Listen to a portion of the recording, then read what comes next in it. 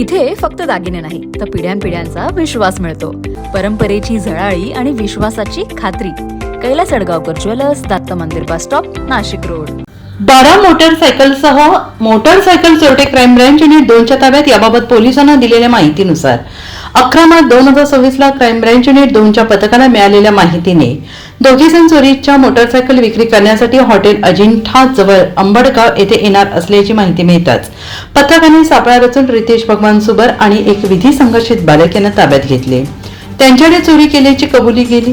त्यांच्याकडून 12 मोटरसायकल सुमारे 7,30,000 रुपये किमतीच्या जप्त करत सातपूर, पंचवटी, आडगाव, गंगापूर उपनगर आणि ओझर येथील चोरीच्या मोटरसायकलचे सुमारे 9 गुन्हे उघडकीस आले.